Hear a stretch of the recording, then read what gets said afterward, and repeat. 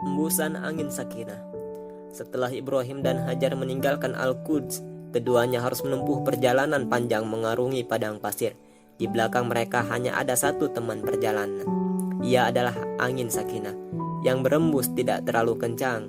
Tiupan angin ini begitu sepoi, lembut membelai, seolah hendak mengungkapkan dukungannya kepada keluarga yang tunduk berserah diri itu. Setiap langkah yang dia ayunkan merupakan satu tataran terangkatnya derajat mereka karena mampu melewati ujian yang akan membuat keduanya dikenang sebagai hamba yang agung dalam sejarah. Selama berhari-hari tanpa bicara, mereka terus berjalan. Sang ayah berada di depan, sementara sang ibu berada persis di belakangnya dengan seorang bayi mungil dalam pelukan. Sementara itu, angin sakinah menyelimuti mereka dalam tiupan lembut membelai dan terus mengiringi mereka terus berjalan. Mereka kemudian berhenti di suatu bukit kecil yang banyak sisa reruntuhan. Tempat ini dinamakan Bait Al-Atiq, tempat yang dulu pernah ditinggali Adam, rumah paling tua di dunia yang saat itu dalam keadaan rusak dan reot, dengan dinding hampir roboh karena hempasan angin dan berada sendirian di antara hamparan samudra padang pasir yang mengelilinginya. Hajar lalu bertanya kepada suami dan juga nabi yang diimaninya, "Akankah Kanda meninggalkan kami berdua di sini?" Tidak ada jawaban, tak pernah ada jawaban, sampai akhirnya sebuah pertanyaan yang terucap, "Ataukah semua ini adalah sebuah ujian yang diperintahkan Allah?" Ayahanda kita, Ibrahim, dengan wajah menanggung pedih namun berserah diri kepada takdir yang menimpanya berkata, "Iya, Dinda. Dinda akan tinggal di sini sebagai perintah dan ujian dari Allah."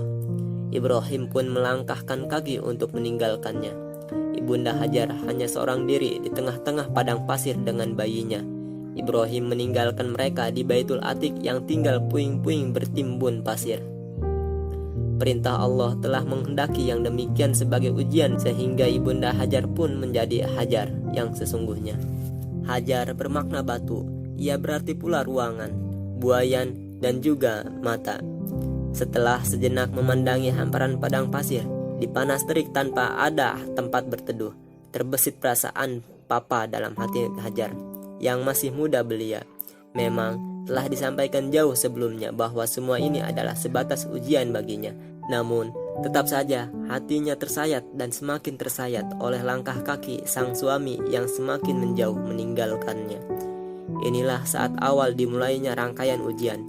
Ibrahim Khalilullah adalah satu-satunya tempat berteduh, seorang nabi yang diimani, seorang suami yang dicintai, tempat berbagi dan segala baginya. Kini, ibunda kita hanya seorang diri, sunyi di tengah-tengah hamparan samudra padang pasir dalam usianya yang masih muda. Akankah hanya terus duduk dan menunggu? Setidaknya Ismail masih ada di sisinya. Ismail adalah buayannya. Tidaklah mungkin ia tahan terhadap terik padang pasir, haus yang melanda, dan panas mentari tanpa dipayungi yang dapat menghentikan detak jantungnya. Panik bercampur gelisah hati Hajar. Ia pun bersimpuh di hadapan buah hatinya, memperhatikan dengan penuh iba wajah bayinya yang pucat pasi karena berhari-hari dalam perjalanan. Wajah mungil itu lalu diusapnya dan kemudian ditutupi. "Duhai Allah, janganlah engkau perlihatkan kematiannya kepadaku," pintanya dalam pilu. Setelah bersimpuh merintih dalam tangisan, kembalilah sang ibunda kita dalam kesadaran. Ya, suaminya yang juga seorang nabi telah berpesan bahwa semua ini adalah serangkaian ujian.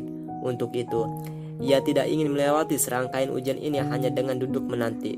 Mungkin saja, seandainya hanya sendiri, akan ia kuatkan ujian ini dengan hanya menanti. Namun, sebagaimana jiwa seorang ibu, Hajar menyadari kalau kehidupannya tidak akan mungkin berlalu seorang diri. Ia pun kembali bangkit untuk sang buah hati. Demi anaknya, ia basuh wajahnya dari linangan air mata. Ibunda kita itu bangkit untuknya. Dengan cepat, ia berlari ke Bukit Sofa, semakin jauh berlari, dan pandangannya, bukit itu terlihat penuh dengan rimbunan pepohonan. Hatinya penuh harap saat berlari ke sana. Benarkah yang ia lihat hanya mimpi? Ataukah itu hanya sebuah ilusi? Sesaat Hajar tertegun, terbesit merenungi tabir mimpi itu. Tabir mimpi itu mengentakkan jiwanya untuk berlari. Ia kumpulkan kembali tenaga untuk berlari, pelarian untuk mengejar iradah, harapan, dan kedekatan, suatu yang penuh dengan jiwa yang terbakar. Lesatan seorang ibunda ke dalam kobaran unggun perapian. Sesampai di sofa, matanya menyapu sekeliling bukit. Ia menerawang mencari kafilah yang berlalu atau sumber air yang ada di kejauhan. Ia mencari dan terus mencari, namun semua itu tiada. Tidak ada sama sekali yang tersapu oleh pandangannya, baik jejak kaki maupun gerakan yang memberikan harapan. Kemudian, ia kembali berlari dengan cepat menuruni bukit. Ia terus menatap bukit yang lain dalam melesatkan kaki berlari.